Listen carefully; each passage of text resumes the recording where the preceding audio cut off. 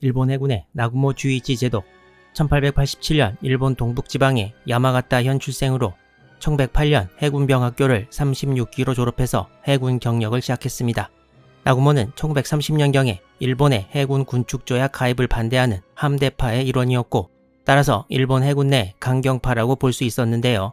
몇 년 후에는 군축조약 탈퇴를 주장하면서 당시 일본 해군 내에 각함의 함장급 간부들의 조약 탈퇴 요구 서명을 받는 행동에 참여하기도 했습니다. 이전에 한번 언급한 적이 있는 것도 같은데, 나구모는 수레전대 출신으로 항공 쪽에는 경험이 없었습니다. 나구모는 1939년에 해군 중장이 되었고 1941년 4월 태평양 전쟁 발발 8개월 전에 당시 항공모함 5척으로 새로 출범한 제1항공함대 사령장관이 되었습니다. 일본은 항공모함 전력을 통합 지휘할 필요를 느껴 1939년부터 이를 추진했는데, 거의 2년에 걸친 준비 끝에 제1항공함대를 출범시키고 나구모에게 이를 맡긴 것입니다. 그런데 이때 제1항공함대 사령장관 후보로 다른 사람이 있었고, 바로 당시에 이미 항공모함과 구축함으로 이루어진 제1항공전대 사령관이었던 오자와 지사부로 중장이었습니다. 오자와 중장은 이미 1년 전인 1940년 3월에 항공모함 탑재기와 육상기지 항공기와의 연합훈련을 성공적으로 지휘했고, 이 광경을 보고 있던 야마모토 연합함대 사령장관이 항공기로 하와이를 칠 수 없을까라고 발언하기도 했습니다. 또한 오자와 중장은 새로운 편제인 제1항공함대 출범의 기초가 된 1939년 6월에 항공함대 편성에 관한 의견서를 해군 대신에게 제출해서 제1항공함대가 만들어지는데 중요한 역할을 하기도 했습니다.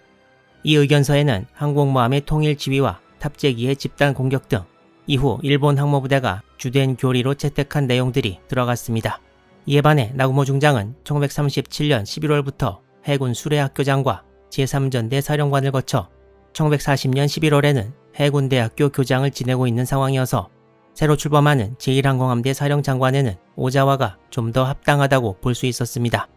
이후 제1항공함대 항공갑참모가 되는 겐다 미노루도 오자와 중장이 수레부대와 항공부대 지휘 경험으로 해공 양면에 걸친 전술가로 알려져 해군의 젊은 장교들이 우러러 보았다고 말한 적도 있습니다.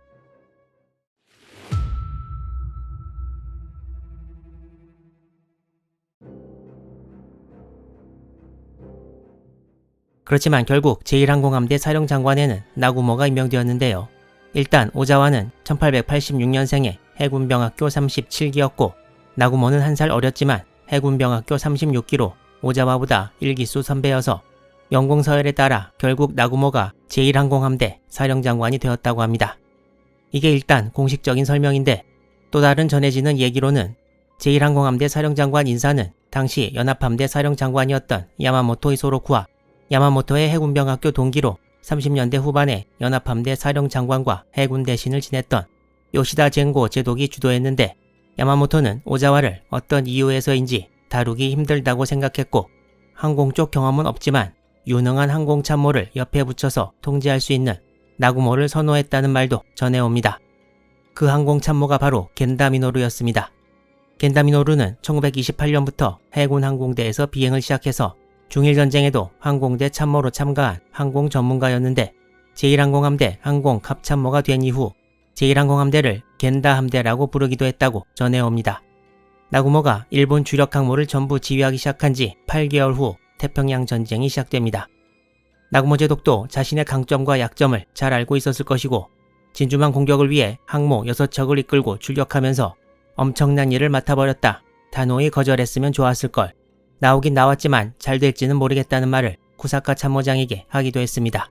당시 쿠사카 참모장이 이 말을 듣고 격려의 말을 나구모에게 하자 나구모는 자네는 낙관론자구나, 부럽다 하고 대답했다고 합니다. 지난 회에서 1942년 6월 4일 오전 8시 30분경 나구모 제독이 일본 함대 궁극의 목표였던 미 항모 발견 소식이 들어왔음에도 불구하고 미드웨이를 공격하고 다시 돌아오는 도모나가 항공대를 먼저 착함시킨 후 그 후에 미 항모 공격대를 편성해서 발진시키기로 했다는 것을 말씀드렸습니다. 공격대를 빨리 발진시키려고 해도 출격에 시간은 걸리게 마련이어서 도모나가 항공대가 바다에 불시착하는 것은 막으려고 한 것인데요. 지금까지는 나구모에 대한 개인적인 이야기를 했는데, 이 결정이 과연 항공 전문이 아니었던 나구모가 항모부대 지휘관이 되어서 벌어진 것이냐, 즉 나구모의 개인적인 측면에 모든 책임을 지울 수 있는 것이냐. 여기에 대해서 조금 더 깊게 살펴보면 숨겨진 사실들이 많습니다. 이 상황과 결정이 미드웨이 해전에서 가장 중요한 포인트라고 봐도 무리가 없는데요. 여기서 과연 일반에 잘 알려지지 않은 어떤 내용들이 등장하는지 살펴보도록 하겠습니다. 1942년 6월 4일 미드웨이 근해에서 과연 무슨 일이 일어나는가? 한국어 위키피디아에서 군사교리, 밀리터리 독트린 항목을 찾아보면 군대가 작전, 전투 등에 있어서 어떻게 행동해야 하는지를 표현한 것이라고 합니다. 즉 군인들이 전투 시에 따라야 될 절차, 어떻게 싸워야 되느냐를 말해주는 것인데요. 언뜻 이 단어를 들으면 뭔가 답답해 보이고 창의적인 작전에 방해가 되는 것처럼 보입니다. 미드웨이 해전에 관해 가장 권위 있는 책을 쓴 미국 저자들에 의하면 이런 선입견 때문에 전투 교리가 일반 독자, 심지어 전문가들에게도 인기가 없다고 합니다. 아마 극적인 장면만으로 영상을 만들면 유튜브 조회수도 훨씬 더 많으리라 생각됩니다. 하지만 미드웨이 해전을 보면서 당시 각 군의 교리에 관해 이해를 못한다면 과연 1942년 6월 4일에 무슨 일이 왜 일어났는지 이해하는 것은 불가능하다고 이 저자들은 말하고 있습니다. 각국의 군대는 목표에 맞게 전투 교리를 만들고 그것에 따라 훈련을 시키는데 이렇게 훈련이 철저히 이루어져야 옆에서 사람이 죽어나가는 등의 급박한 상황 속에서도 혹은 지휘부가 전멸한 상황 속에서도 부대가 작전을 이어나갈 수 있기 때문입니다. 당시 일본 해군도 전투 교리를 만들고 이후 엄청난 자원과 노력을 투입해 이에 기초해 각함과 병사들에게 맹훈련을 시켰습니다. 그럼 일본 해군은 어떤 점을 염두에 두고 교리를 만들었을까요?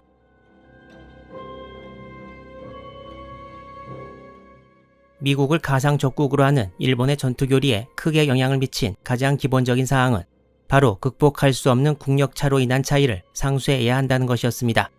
이러한 필요성이 장기적인 전쟁 전략부터 전투 장비 및 전술까지 영향을 미쳤습니다. 일본 해군은 미 함대를 서부 태평양으로 유인해서 전력을 최대한 집중시켜 함대 결전을 통해 미 함대를 일거에 격파한다는 전략을 세웁니다. 이를 위해 최대한 이른바 비대칭 전력을 키우려는 노력도 했는데 바로 뛰어난 견시병을 이용한 야간 수레전 등이 그 좋은 예였습니다. 일본은 1905년 함대 결전인 쓰시마 해전 등을 통한 러일 전쟁의 승리로 세계를 놀라게 했고 이와 같은 전략만이 강대국을 상대로 승리할 수 있는 길이라고 보았습니다.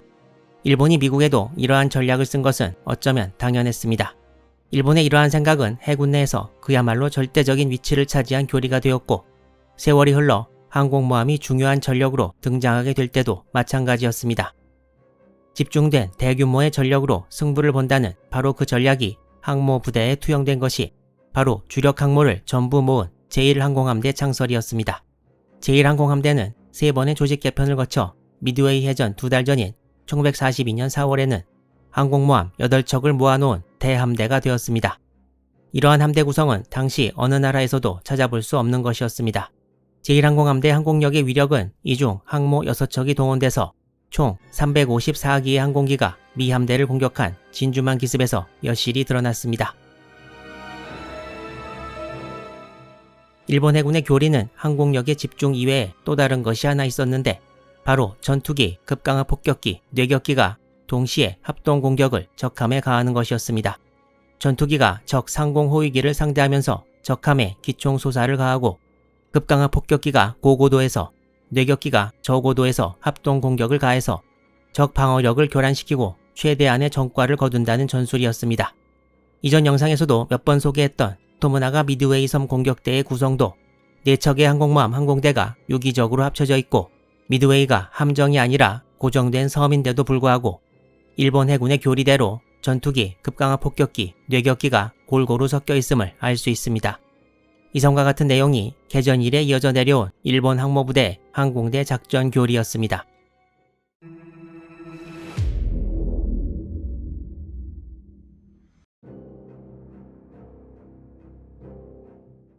오전 8시 20분에서 30분 사이에 나구모에게 전달된 미 항모 발견 소식. 이 시점에서 나구모는 과연 어떤 작전을 취할 수 있었을까? 전후 많은 사람들이 나구모 제독의 머릿속에 들어가서 이때의 상황을 재현했습니다. 착함을 기다리는 토모나가 항공대와 이미 항공대를 발진시켰을지도 모르는 미 항모. 나구모는 약 10분에서 15분 안에 작전 방향을 결정하고 바로 실행에 옮겨야 했고 그것도 미 항공대의 폭격으로 회피 기동을 하면서 소음으로 대화도 제대로 불가능한 좁디 좁은 함교 안에서 이루어져야 했습니다.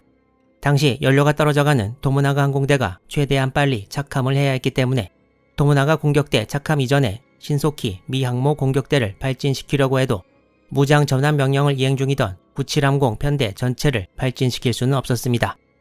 지난 영상에서 말씀드렸듯이 항모 구조상 착함과 바람 중 하나만 가능했기 때문이었습니다. 이것은 항공력의 집중을 통해 전력을 극대화시키는 일본 해군의 교리에 어긋났습니다. 물론 9730에 육상 공격용 폭탄을 장착하고 미 항모를 공격하게 할 수도 있었지만 일본 해군의 장기인 어뢰 공격보다 효과가 매우 적을 것임은 명백했습니다. 또한 계속 이어진 미 항공대의 공격으로 제로 전투기들이 항모부대 상공에서 바빴고 적을 향해 출격하는 항공대에 충분한 호위 전투기를 붙여줄 수 있을지 의문이었습니다. 나구모는 미드웨이 항공대의 공격을 보면서 전투기 어모가 없는 폭격이 얼마나 가망 없는 것인지 목격했습니다.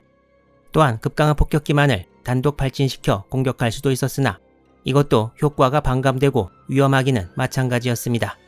도모나가 공격대 착함 이전에 전투기, 급강한 폭격기, 뇌격기가 골고루 섞여서 균형 잡힌 대규모 공격대를 발진시키는 것은 불가능했고 이것은 일본 해군 항공대 전투 교리에 정면으로 어긋나는 것이었습니다. 나구모는 뿔뿔이 흩어져 오는 미드웨이 미 항공대의 공격을 보면서 적 항모를 이렇게 공격하면 절대 안 된다는 생각을 했을지도 모릅니다. 이런 상황에서 나구모는 무리해서 일부 공격대를 일찍 출격시키기보다 각각 다른 항공기들 간의 균형 잡힌 대규모 공격의 전투 교리를 고수하기로 합니다. 전투 교리를 어기고 승리했다 하더라도 전투 이후 비판의 대상이 되기 쉬운데 만약 전투 교리를 어기고 패하기라도 한다면 그 후의 비난은 나구모 제독이 감당할 수 있는 것이 아니라고 생각했을지도 모릅니다. 그렇지만 조금만 더 기다려서 도모나가 항공대를 착함시키고 이후 공격대를 발진시키면 일단 교리를 충실히 이행했기 때문에 사후 비판이 들어와도 어느 정도 방어할 수 있었습니다. 9730의 어뢰 무장 작업은 도모나가 항공대가 착함할 때까지 무조건 완료될 것이었고 모든 걱정거리는 조금만 기다리면 해결될 것이었습니다. 여기서 또 하나 생각해 볼 것은 미드웨이 항공대 일본 항모 공격이 상공호위 전투기 연료와 탄약을 소모시켜 나구모의 결정에 큰 요소가 되었다는 점입니다. 이렇게 볼 때 나구모의 결정은 지금 와서 뒤돌아볼 때는 비판하기 쉽지만 당시로서는 일본 해군 교리에 충실했고 나름대로 합당한 근거도 있어 보입니다. 하지만 의도가 좋고 최선을 다했어도 결과가 항상 좋은 것만은 아닌 법. 이때 미 항모에서 출격한 항공대는 점점 일본 항모들을 향해 다가오고 있었습니다. 이제 얼마 지나지 않아 하이라이트가 될 전투를 커버하게 될 텐데 숨가쁜 실제 전투의 긴박한 상황도 매우 자세히 전달해 드리도록 하겠습니다.